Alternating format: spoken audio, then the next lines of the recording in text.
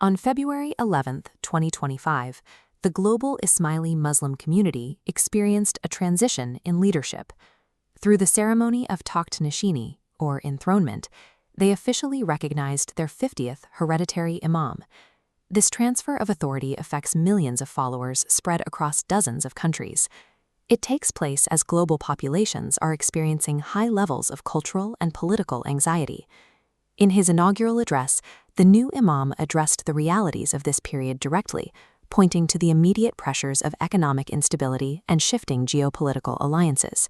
He then highlighted two challenges defining the current era: the growth of artificial intelligence and the physical threat of an accelerating climate crisis. These are distinctly modern problems, but the instructions issued during his first decree suggest a specific path forward. This framework requires followers to maintain their spiritual principles while taking pragmatic action in the physical world. This approach relies on the Islamic concept of deen, or faith. In his address, the 50th Imam established that there would be no compromise regarding the community's core religious tenets. That theological foundation rests on the continuum of the imamate itself, an unbroken line of spiritual authority extending back to Hazrat Ali, the cousin and son-in-law of the Prophet.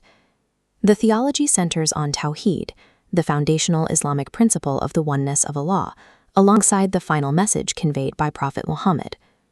To navigate the pressures of modern life, followers receive specific daily directives: maintain regular congregational prayer, and remember the names of their imams to find mental peace and courage. This commitment to a 1,400-year-old spiritual framework provides the shared stability necessary to keep a diverse, globally dispersed community united amidst fractured societies. But deen is balanced with dunya, the physical world. Maintaining that balance requires the community to update its governing frameworks to match current realities.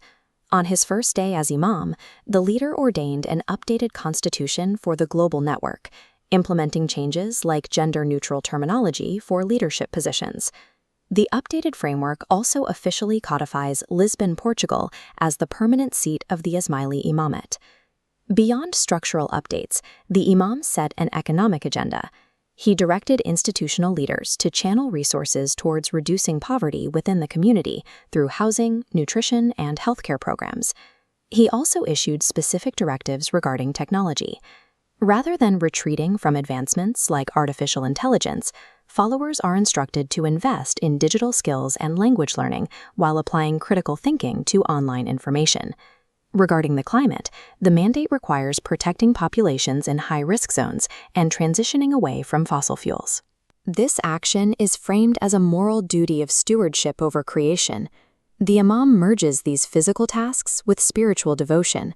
He defines civic engagement, sharing resources, and acts of kindness as literal acts of faith.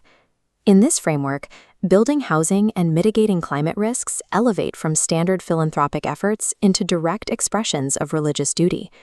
This integration of faith and action produces a distinct social vision. The imam's address instructed the community to reject insular behaviors and adopt an inclusive, outward-looking posture.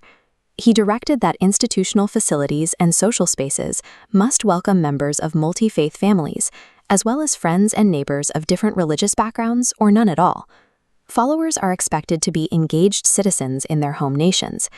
In parallel, the imam leverages his position to build diplomatic relationships with global leaders to ensure the community's safety. The institutions themselves are tasked with adapting to demographic shifts, including supporting aging populations in some regions and welcoming arrivals in more stable ones.